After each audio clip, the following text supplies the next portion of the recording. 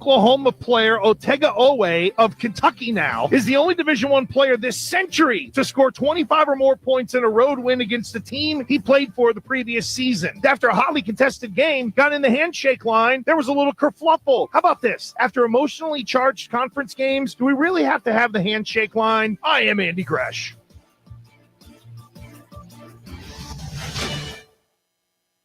All right, when it comes to getting life insurance for your family, a lot of excuses can get in the way. But ask yourself this. If something were to happen to me, who would pay the mortgage, the kids' education, and the other bills? Then forget the excuses and check out Ethos Life, the online, easy way to get life insurance in 10 minutes. Ethos has rates that you can afford, like a $500,000 policy for a 40-year-old male starting at $1 a day or $30 a month with a few health questions and no medical exam. Get your free quote right now at checkethos.com. That's checkethos.com. Not available in all states. Rates do vary.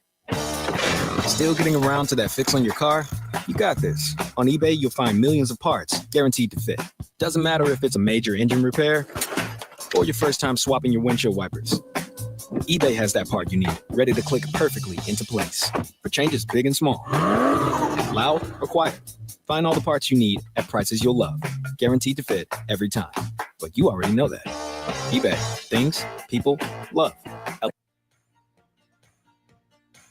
Allstate agent Donovan Howell is now serving Lynchburg. He lives and works here just like you. And with all kinds of local insurance advice, Donovan is someone you can count on to help you protect all that's good in your life. Donovan makes it easy to save on the quality protection you need, and I'll even help you do the switching and the paperwork for you. Call or come by the Donovan Howell Allstate office in Windhurst today.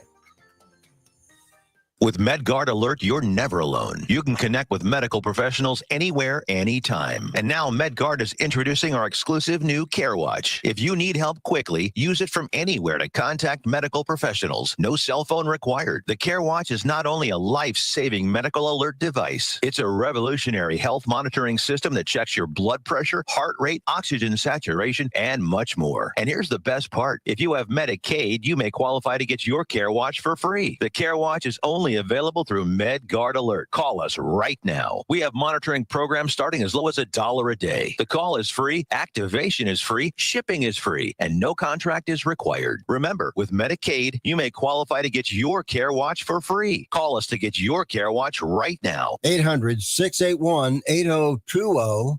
800-681-8020. 800-681-8020. That's 800-681-8020.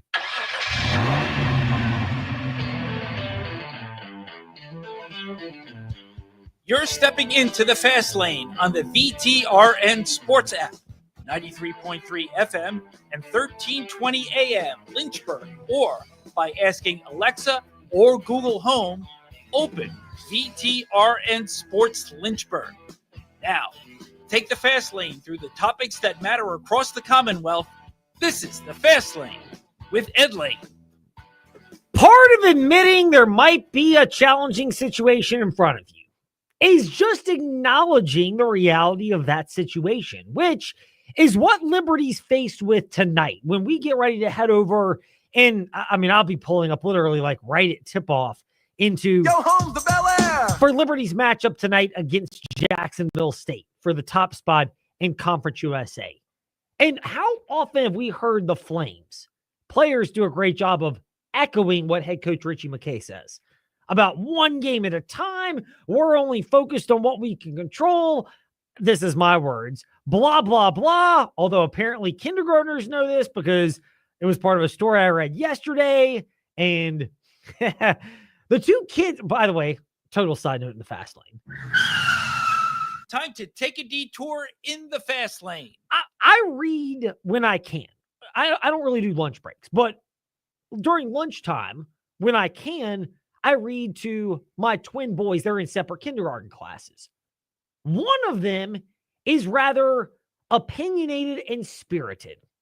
Ironically, his desk mate is also opinionated and spirited. This is where it gets really good.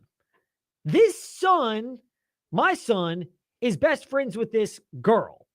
This girl's grandma, and I guess you could call grandpa, happened to be our owner, Gary, and his lady friend, the girl's grandma. So this is how ridiculous Lynchburg can be. Anyway, they're the two that are very opinionated. The story yesterday goes blah, blah, blah. The girl, I don't know if I'm ready to mention her name yet, but it might be synonymous with the former Virginia men's basketball coach, just going down that road. She mentions out, I say blah, blah, blah all the time, but only at home. My son has also learned blah, blah, blah. And apparently they learned this from a children's book. Why we are going back and tying off of that detour in the fast lane is this. Liberty plays Jacksonville State tonight. Much of what we hear from the Liberty Flames is one game at a time. We're not going to make any game bigger than any other. And I'll use a different children's novel here. Matthew McConaughey wrote a book about contradictions. It's a children's book. Just Google it. Matthew McConaughey children's book. I forget the name, but it's the only one that I think the guy's written. And this is the spot where there are contradictions. Yes, one game at a time. Yes, if Liberty wins tonight, it does nothing to guarantee they're going to the NCAA men's basketball tournament. Conference USA in all likelihood is a one-bid league. But it's still going to increase their odds, and it can still be beneficial and worthwhile to get revenge on Jacksonville State, to show you can do that, and to basically show that even when you know a lot's at stake, you can acknowledge that and still find a way to win. And that's what makes how Richie McKay handled this so noteworthy when he addressed the question from the birthday boy himself, by the way, friend of ours, Monday guest, John Manson from AseaofRed.com. Yeah, we try not to talk about it, John. Our guys know, I'm not naive. They look at the standings and they know what's at stake. And for years, I think part of getting over yourself as a coach, especially because we all want to control things, right? Is just stay committed to being process oriented. And I know it sounds cliche, but it really is. If that's a pursuit you can acquire on the daily, you'll be able to look past what you're not in order to continue to build into what you are. And I just think for us, our daily communication is, let's be process driven. And here's the real, whatever the outcome is in the game on Thursday, we still have 3 regular season games left and they're all really hard.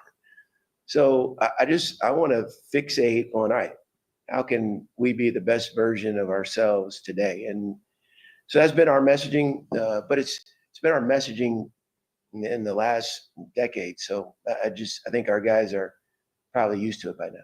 I get to Liberty fans, the comments from Richie McKay may sound like the new phrase of the day in kindergarten, at least for Gary's granddaughter and for my son, who happen to be best friends, and that is blah, blah, blah. But if you're the Flames, it actually is more than blah, blah, blah. First of all, he's not wrong about being process-oriented. Yes, we can kind of go, look at all 3 games after this are still hard as the blah, blah, blah part for us and the fans. But the truth of the matter is, it is about making sure you're playing your best basketball heading into the Conference USA tournament. There'll be a game on Sunday over in our favorite spot. Yo home, the Bel Air! Followed by 2 road games and then the Conference USA tournament. Now, the Flames have played really well lately. 5 in a row, 8 of 9. But acknowledging what's at stake in this game. See, if you're denying it completely, then everyone knows what's going on, and it almost creates this level of pressure where, it's like you can't have anything. It's like the healthy eating principle. 85% of the time is good. 15%, you get some leeway. Because if you try to be 100% all the time, eventually it's going to be challenging to uphold that. So you need a little grace period. Well, same thing here.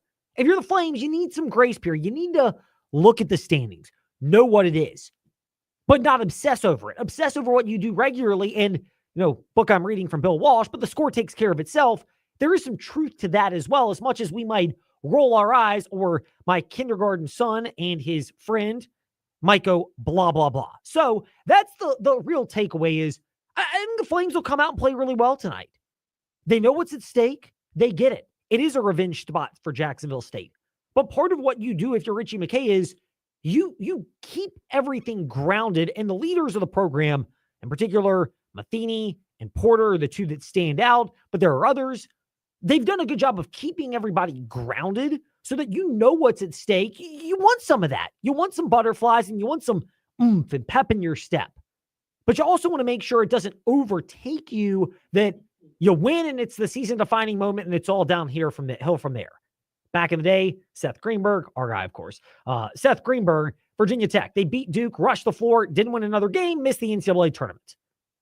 Liberty, that's not what you want to happen. So you still have a big game, but you have to know what's at stake. And it's that proper balance. And that's where so much of it goes to Richie McKay, the coaching staff, and yes, the leaders and their buy-in to that and communicating that vision. That's where I think it's wise to know what's at stake, but also not let it overtake you so you can get excited for the game, play with maybe a nice little edge, but regardless of what happens, you don't get too down if you lose, you don't get too high if you win.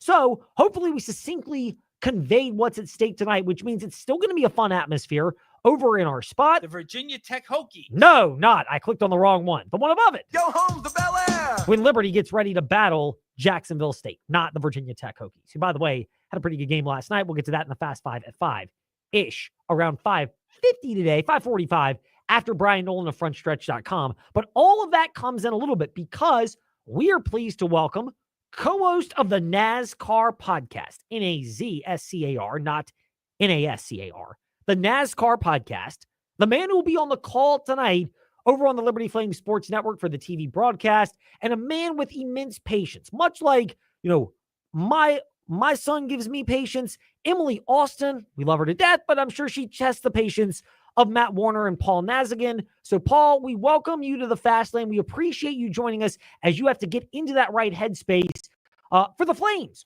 Do you believe they're in the right headspace tonight as they get ready for a big game, but maybe not one that's too big against Jacksonville State? Hey, I know I'm in the right headspace, and I know you are too. It's going to be a huge game. No, seriously, thanks for having me on. Great to come on the show and talk about Liberty basketball. Yeah, I really do. I think they are in the right headspace. They're certainly playing well these last several games, and so that's kind of an indicator that not only physically but mentally they're on the same page and playing well. The mindset is conveying itself out on the court. And then just just being a little like I'm not an insider to the locker room, but I see the guys, I hear them before and after games, and they're taking the wins at an appropriate level in stride. The things they're saying are all the right things, and I think they're not too high or too low on wins or losses. So I really do think that they're approaching this the right way, and I really don't think it's just sort of coach speak. That's what coach does every day off season the same way. It's sort of get better today and let's win today. And that's, I think, how they're coming into this big one. So you mentioned this not necessarily being coach speak. If that's in fact the case, and I cover the Flames like you, I'm not inside the locker room, but we've both been around them enough. How much of this is also the fact that the players seemingly carry it out in what they say, and by and large how they've handled the down points at junctures, but also the recent success winning 8 of 9? Yeah, I think when you come in as a freshman or a new person into the program, maybe any program, you're sort of, you're learning the language. And I think some of it, you don't really, you're repeating it and you're saying it, you're trying to learn and be a part of it. But now these guys, like, it becomes, like you talk about speak it to existence. Well, when you hear those things every day, it's part of the culture. Then you start repeating them. But at some point, and this team got to this point a long time, you start believing it because you've seen the results of it. You've seen the fruits of labor. You've seen how it portrays itself out over the course of a season. So now when you hear those guys say it and how they come into games, how they do post-game interviews, they're speaking the truth because they've lived it and they're upperclassmen and they've been through the ups and downs and they kind of know what's ahead. They know that tonight, while it's a huge game, it's going to be a fun game. It is not the end of the world, and it's certainly not the end of the season, no matter what happens. Paul Nazigian, Liberty Flame Sports Network, with us in the Fast Lane, getting himself into the right headspace for a good broadcast and dealing with Emily Austin. We love her, so that's why we pick on her. It's like the Richie McKay theory. He picks on her too. It's all out of love, right? That's for sure. That's for sure. So for Liberty, you mentioned this as well about the Flames, the buy-in they've had lately, and the success. how much of this run of success has been the fact that, they haven't played their best in every single spot, but whether it's FIU, despite 18 turnovers on Saturday, great defense, Sam Houston State, similarly, it was a 3-point win, 64-61, that the Flames have fallen back on the things they know that will keep them in games, the effort, the defensive intensity, and the fact that there are enough offensive options, whether it's creating off the dribble or from three-point land or even, scoring opportunities, that they can find a way to put the offense together when you couple that with the defensive intensity and effort. Yeah, for sure. And like every coach, they're still in search of the perfect game. and you want to do that. You want a team to do that, to never be satisfied. And so, yeah, I think you're seeing even with Jacksonville State, we talked to their coaches. It's like they're having such a great season, but they know things that they can get better in, areas that they can improve in, things that they need to work on. So, yeah, even, you see some of that in, you mentioned some of those games, some of these games that maybe shouldn't have been as close, that were a little bit of a grind, or you saw some sloppy play maybe in FIU with the turnovers. But, everybody's got to keep working hard and improving. And the other side of that, though, Ed, is, and you've seen this covering Conference USA. I mean, it's a tough conference.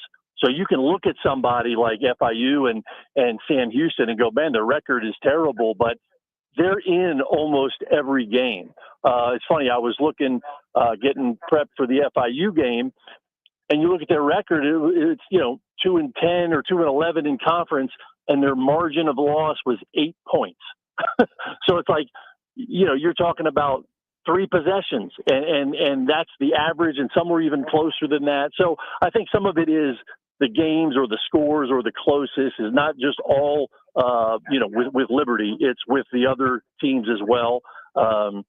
It's a tough conference. Maybe the listeners don't realize, Conference USA is ranked the 8th toughest conference in college basketball. And night in, night out, you just got to bring it or you're going home with an L. Yeah, I mean, it's the interesting part to this conference is the fact that you got to find a way to bring it and adjust and create different matchups.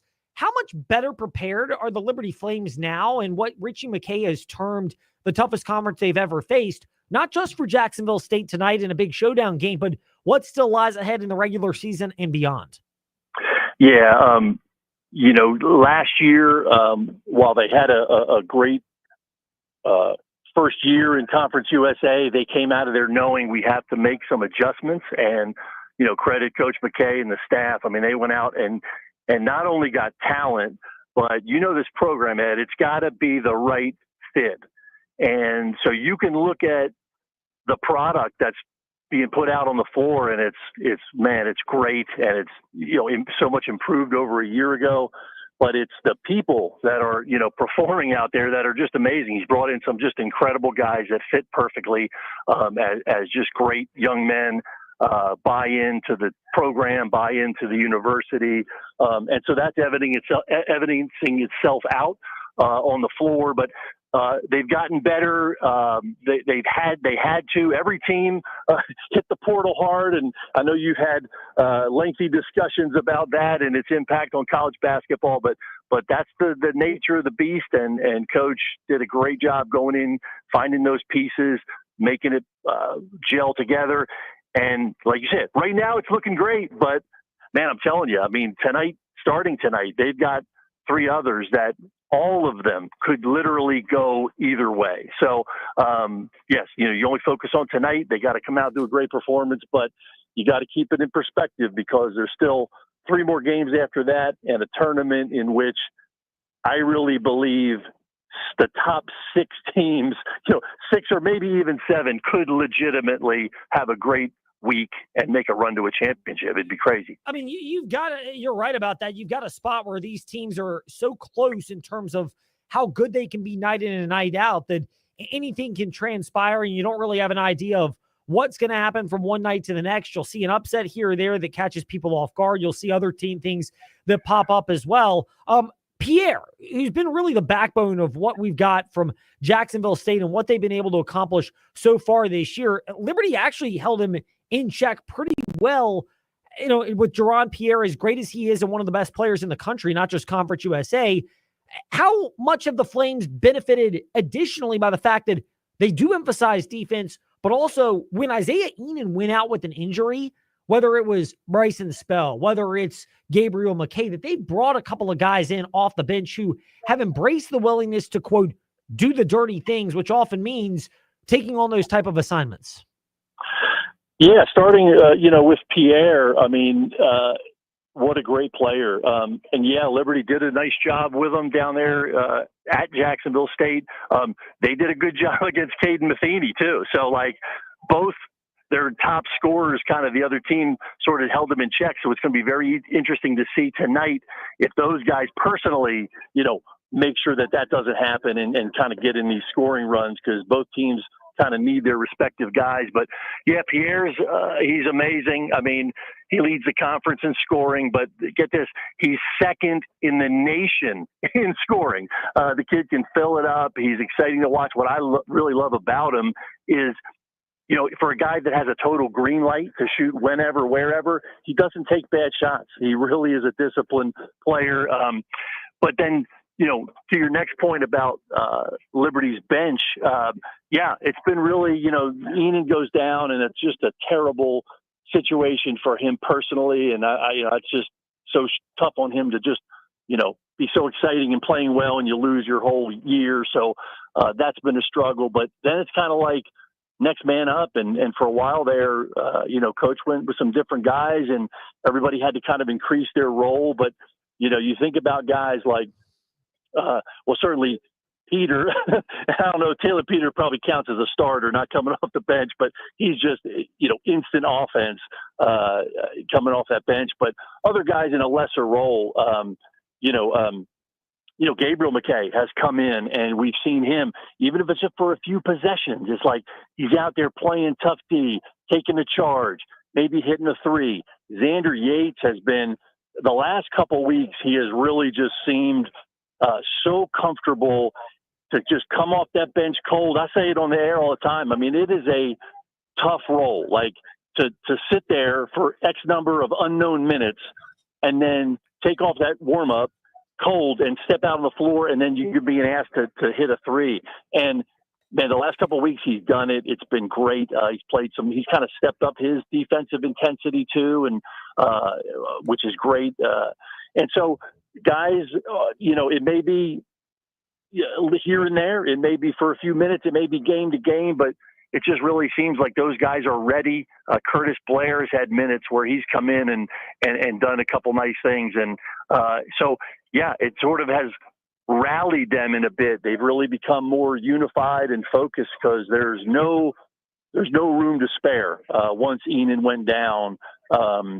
And minutes and guys are having to take care of their bodies because they're playing more minutes. So as of yet, they've really found the recipe, and it's looked sweet up until this point. Hope that continues. Paul Nazigian of the Liberty Flames Sports Network, men's basketball analyst, and at Naz 5150. He will be on the call tonight in about an hour and a half over in our spot. Go home to Bel Air. Bel Air, the swanky part of LA, of course, which is LA for Liberty Arena. Naz, does the matchup live up to the hype tonight? That's how we'll wrap it up, asking you about that.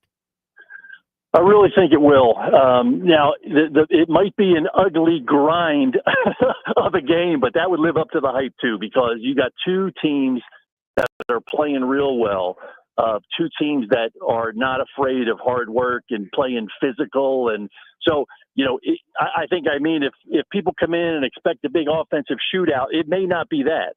It may be in the 50s, but it certainly will be exciting. I expect a packed house here at Liberty Arena.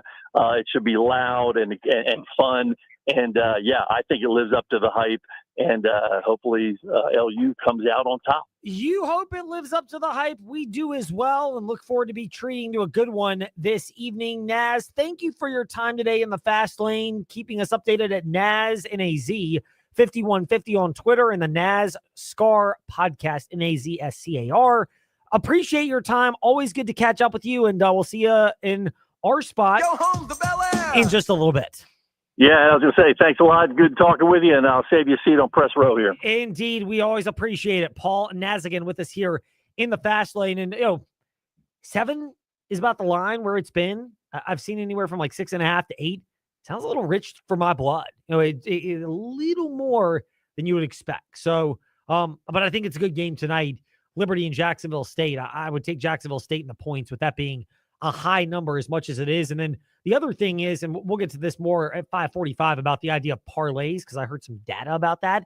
But there is one time where it's acceptable, correlated parlays. And if you think Jacksonville State keeps the game close, which I do, it correlates to what Paul Nazigian said, and he did not come on for betting advice, let's be clear. But the fact that oftentimes for a team to cover, it means it's a lower scoring basketball game, which keeps things in the margin. And yes, I think he's on to something there, that this will be a pretty physical affair. And if you look at the Flames recently, they've been in a lot of these lower scoring physical games, and they are more than comfortable with that, despite the fact that people kind of label them the like 41-40 type Virginia teams.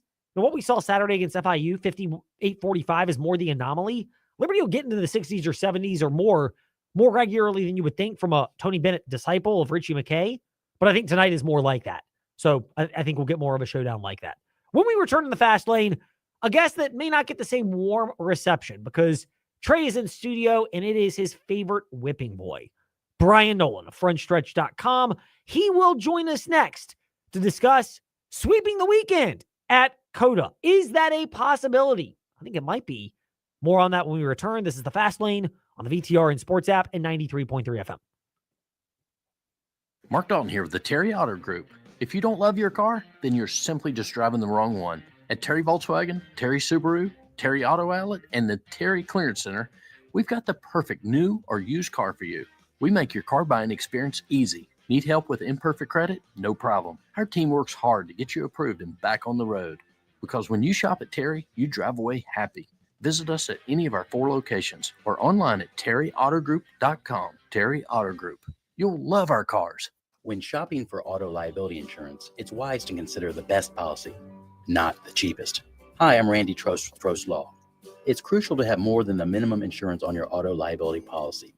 This protects you if you injure someone or if someone without proper insurance hurts you. Having the right policy ensures you have sufficient underinsured coverage to take care of you and your family. To learn more how we can help you navigate these challenges, visit us at trostlaw.com. That's trostlaw.com. Is your spouse saying, let's go, experience something awesome? Well, you're in luck, because at InsaneRadioDeals.com, we've been told to let it go of every single item, which is why now through the end of February, enter the promo code FROZEN at checkout for 22% off the list price of every item. That includes Keep Feet Roanoke gift certificates, Crosswhite Athletic Club, couples and family memberships, Aquatrek Adventures gift certificates, and a SeaofRed.com Club passes at InsaneRadioDeals.com now through the end of February.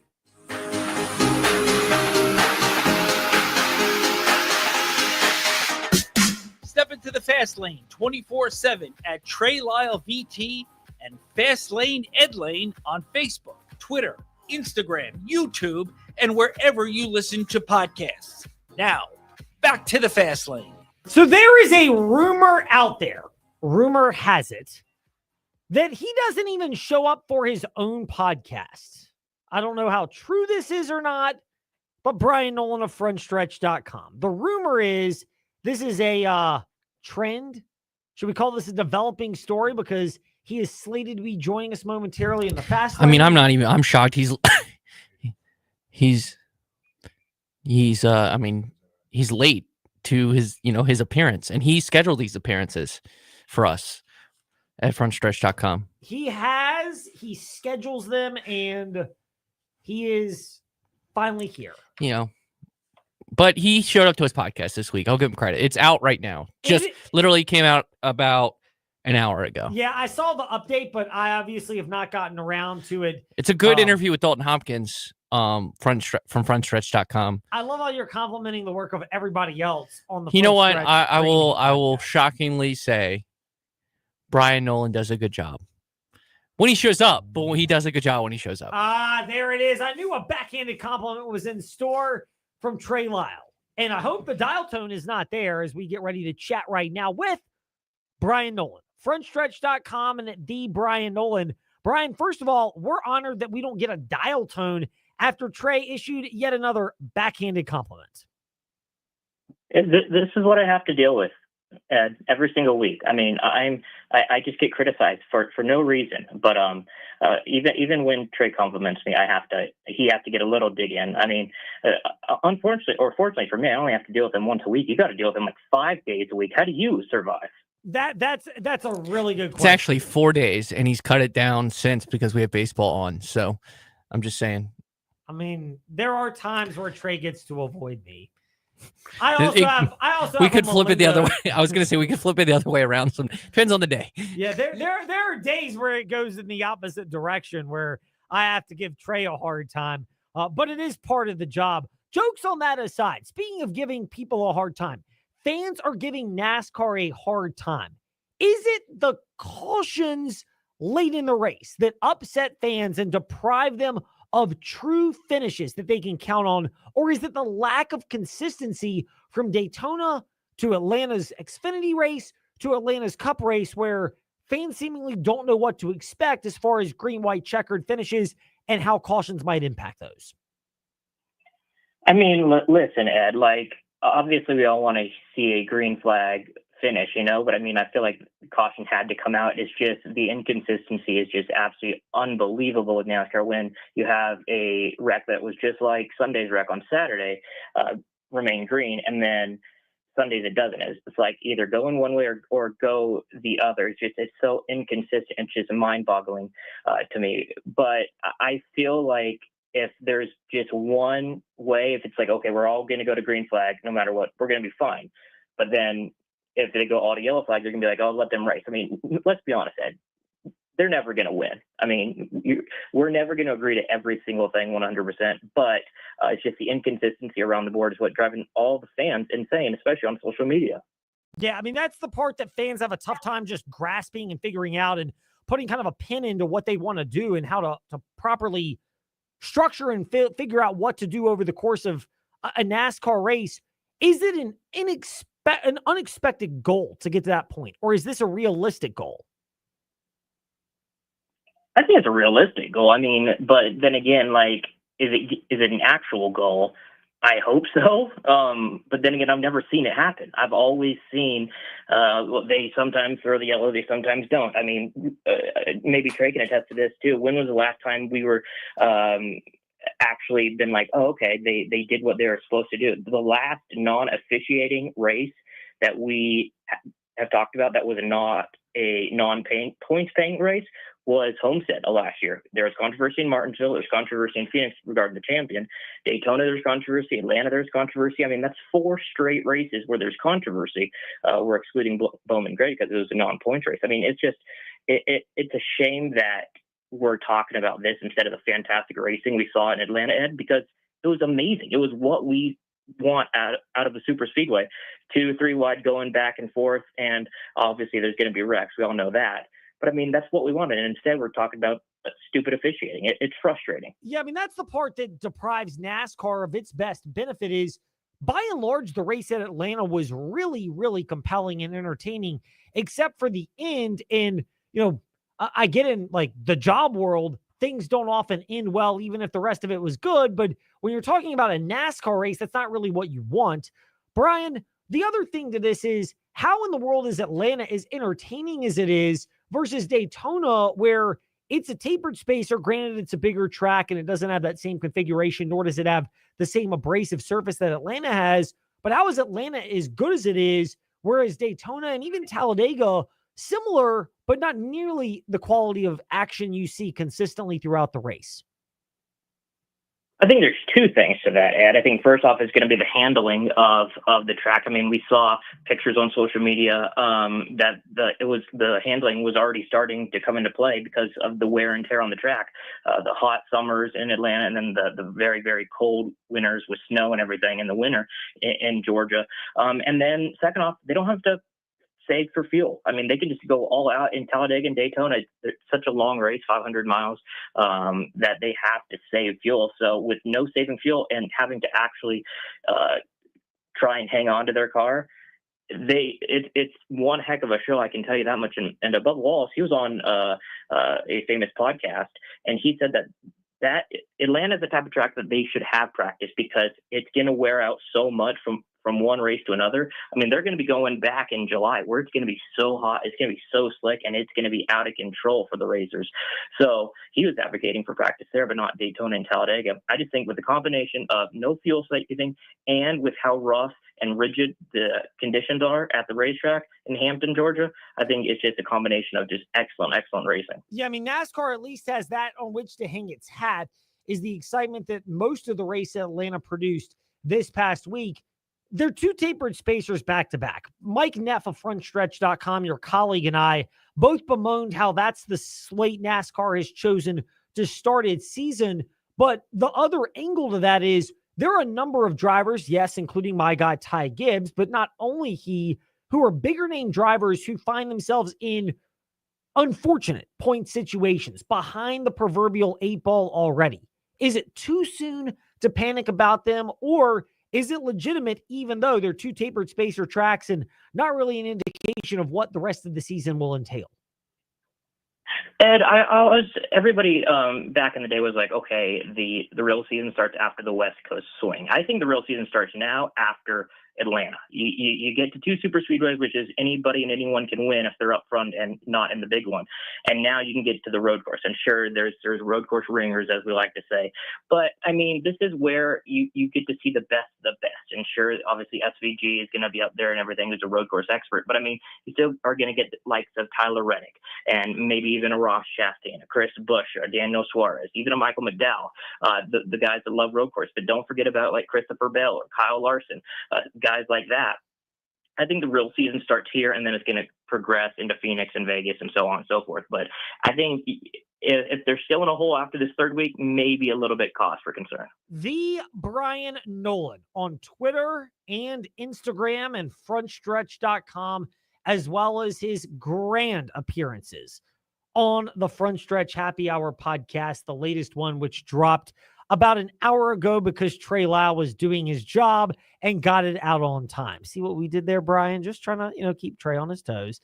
Make sure. I know. Maybe for the first time in his life, he did something for me that helped me. I kid because I care, Trey. Mm-hmm. Okay. I'm taking notes, Brian.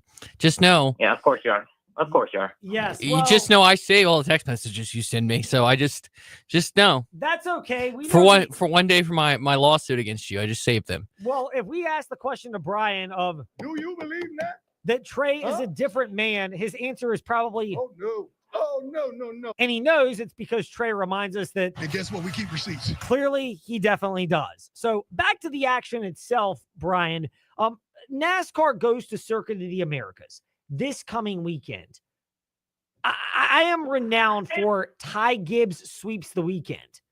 I've changed my tune. Connor Zilic sweeps the weekend. How realistic is that? And I love this guy. If you're going to be on the bandwagon, I'll be front and center in the passenger seat, brother, because this guy is the real deal. I mean, he went to Watkins Glen last year and he won in his first ever start. Went to Kansas, got a top 10. And I mean, he's blowing people away. I said it. I know it's big shoes to fill, but I said this guy's the next Kyle Larson. I mean, the guy's 18 years old, but I feel like he's a different 18-year-old. Like, no offense to other 18-year-olds, but I feel like they're through the media training where they're like all zombies. This guy is like actually real and has a personality and is enjoyable and is fun and is charismatic. I think he's fantastic for the sport. I wouldn't be surprised if he's battling for the top five. Vegas, their odd books have them as Zilic being the second favorite, and he hasn't even attempted a race, Ed. And mix that with the Red Bull colors. Oh, it's going to be a beautiful weekend in Austin. Oh, it will. Edward, you're breaking up on your guy Ty Gibbs, which I'm shocked. Two, you're finally listening to me because I've been on the Connor Zilic bandwagon for a year now since he's debuted in the Truck Series at this race last year, and I watched him win the Daytona 24-hour race, and I said he might win. I picked him to win Texas last year on this show in the Truck Series. So, one, I appreciate you listening to me. Maybe I had to throw you a bone by picking Ty Gibbs in the front stretch draft this year, but I'm glad we're on the same page. That's all I got to say. But I think your boy Ty might be a little upset this weekend because his number one fan's not picking him. It's really hard to go against that, and I can't find any avenue where I could recommend the Connor Zilic to sweep the weekend What does it say, though, about Circuit of the Americas, which is the NASCAR race this weekend? No Truck Series, just the Xfinity on Saturday and the Cup on Sunday. What does it say, though, about this weekend and road course racing in general, where I don't think anybody would consider Shane Van Gisbergen, who is the favored, to be a NASCAR championship favorite? The second driver, according to a lot of books, is also Tyler Reddick. Most people think he's got a legitimate chance. But the third is Connor Zillage. That two of the three in there are drivers that clearly have road course prowess, but are also clearly drivers that, they're good. They're not your typical old road course ringers where that's all they do, but clearly it's a different beast. Yeah, and I think it had to become a different beast because there's so many. Remember back when we were little, we had 2 road courses a year. It was Sonoma in June and Watkins Glen in August. Now that's far gone. We got COTA, we got Watkins Glen, we got Sonoma. We used to have Road America. We have the Charlotte Roval. We used to have the Indy Roval. There's just a plentiful of road courses that we can go to now. So I feel like that you have to. Dale Jr. was once like, yeah, I just try to survive these. You just can't try and survive them anymore. You actually have to be good at them. And look at Tyler Reddick. He was in championship 4 last year, and like you said, he's the second favorite or third, whichever sports books you want to look at. And so you got to be good at all disciplines: super speedway, mile and a half, short tracks, road courses, everything, and then some. And so I feel like people have just had to adapt. And with how dynamic the schedule is, they're going to a brand new road course in July in Mexico City. So you got to adapt and be dynamic in different types of tracks, and we'll see what happens. But I wouldn't be surprised to see Tyler Reddick up there competing. He's fantastic at COTA. He won at Road America. I know that. So I wouldn't be surprised to see him contending for the win. I go a step further. I think it's amazing that you said back when we were little, and you're referencing you and Trey Lyle. I'm almost 40, and so back when I was little, it definitely was only 2 road course races. Now we have more on the NASCAR schedule, including this coming weekend at Circuit of the Americas. We know of the favorites. Is this a weekend where the favorites shine and dominate, or are there some dark horses, Ty Gibbs included, who might be able to surprise people? I feel like my man Wyatt Watson's going to have more on this on Through the Gears, our gambling podcast on the Front Stretch Podcast Network, coming out tomorrow night. He has got all the latest betting odds. But honestly, I don't know if you consider Zillage to be a quote unquote dark horse, even though because he's like third up in the charts. But I expect him to be contending. I expect SVG to be contending. Honestly, I expect all 4 Trackhouse, because you look at the Trackhouse guys. Ross Chastain's won there before. Suarez is a great road course racer. You got Zillage, obviously, and then SVG. So all 4 Team Trackhouse guys could be in the top 10. Got to watch out for Chase. He won that rain-shortened race at COTA. Obviously, Larson's good. He won the Xfinity race here or there last year. And then I won't even forget about your former so-called boy, Mr. Ty Gibbs. He's obviously a great road course racer as well. So keep those guys in mind. But I'm looking for the Team Trackhouse guys to really shine on Sunday. It still keeps the heart fluttering when you mention the name Ty Gibbs, Bryan. And so I think you're wise to continue to just bring him up to appease our egos here in the fast lane. Couple more for you, not about the racing action necessarily this weekend, but bigger picture topics. One of which is this is developed a couple of weeks ago, right before the Daytona 500. Pitbull and Justin Marks announcing that Pitbull is out as a minority owner of Trackhouse Racing. That was effective immediately. It has been termed by Justin Marks as a, quote, successful and mutually beneficial business story, end quote. That's his phrasing, not mine. Is this more Marks wants to assert more control and buy more of his stake? Is this Pitbull realizing he just doesn't want to be around NASCAR, even though he was for the Daytona 500? How does this impact NASCAR, both from a cultural standpoint with Pitbull having a big presence there, but also from its just typical business side?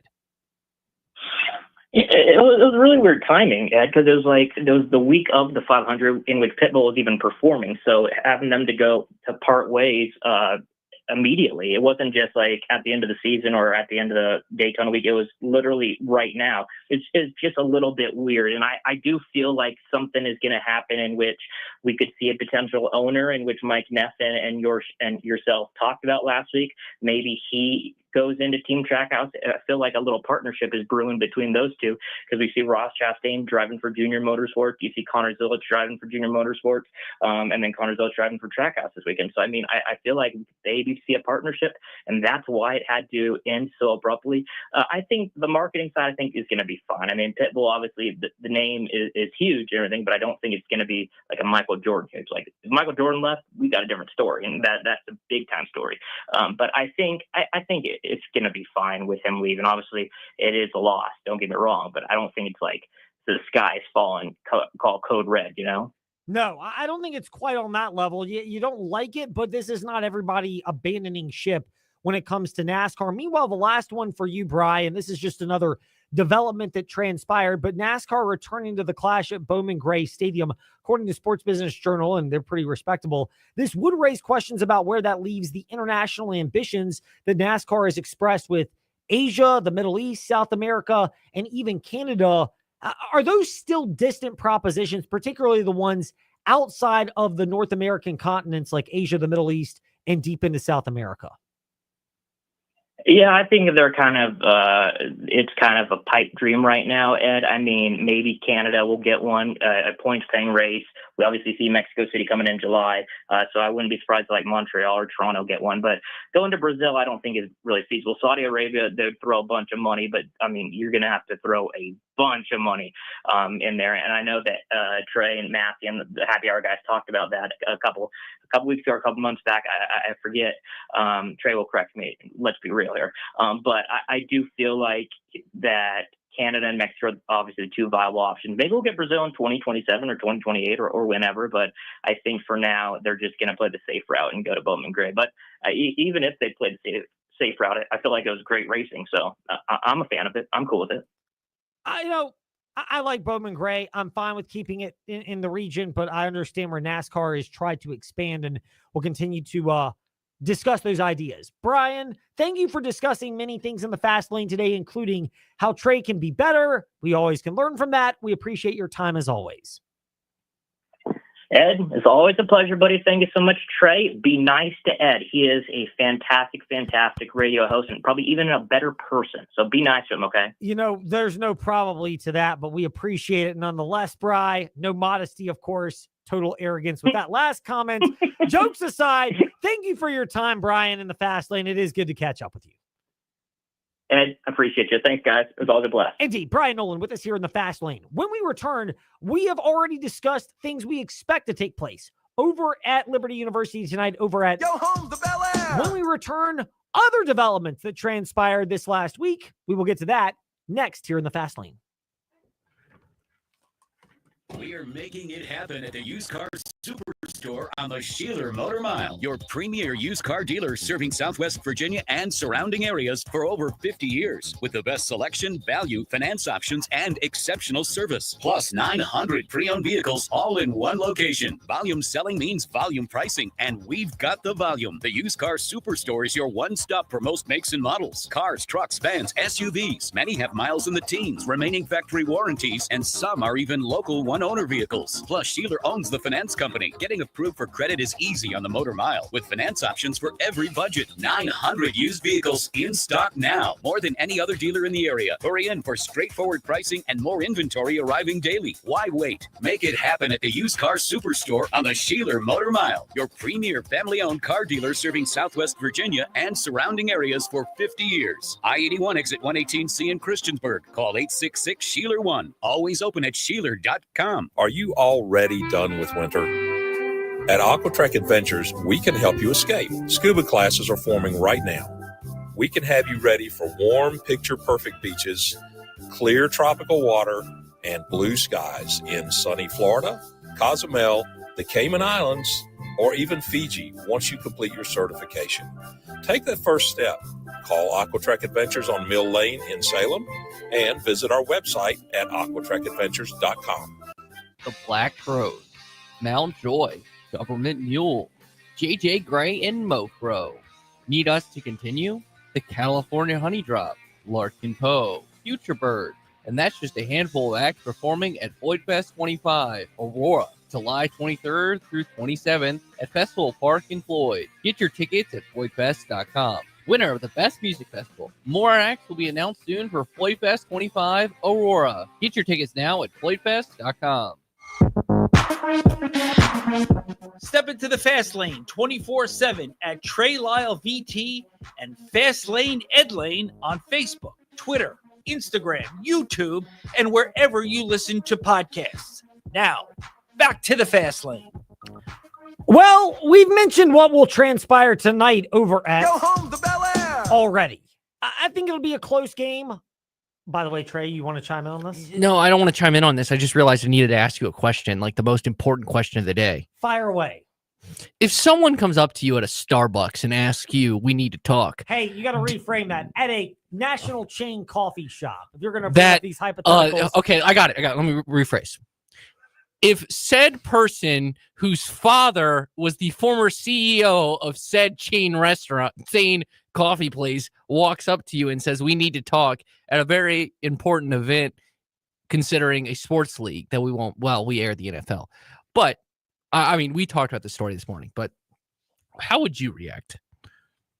I'd probably say yeah. You know, would you call NFL security? No, I don't think I would. I mean, what a story. What a story. We've got wild things going on. Rich Eisen called my favorite, I think now has been Rich Eisen. It was either the Pat McAfee show doing the Rocky theme as they somehow got Ian Rappaport on, just like started to. Yep. It was either that or Rich Eisen calling Ian Rappaport the Jake Paul of the NFL Network. I saw that. So it's either one of And those. heard it. I mean, what a story. It is. Do you agree with that, by the way? Because you guys had your discussion today on the morning warm-up about who the best fighters would be in NFL media. Oh, yeah, and I gave you a shout-out. You picked Jay Glazer. I did hear the shout It depends on if you want to add the, like, former players into this. Because that's when, like, the AJ Hawks, like, do you count Cam Newton? Because I've seen Cam Newton take on, like, 5 guys and win.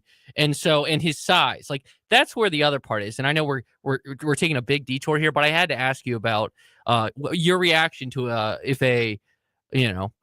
if a said person came yelling at you at a coffee chain, how would you react? Because you don't know. I did text you about the alleged Ole Miss thing. I'm glad. heard about it, but I haven't delved into I'm glad you didn't. I went down a rabbit hole for 30 minutes on Twitter about it.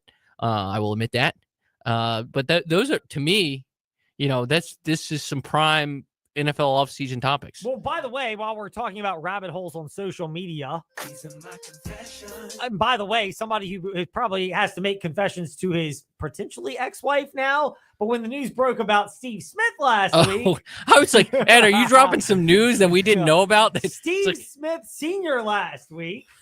You know what happened there, right? Oh, my goodness. For a second there, I thought Ed was announcing he was getting divorced. I was like, Ed, that's a way to say it. Hey, I will say this, Trey.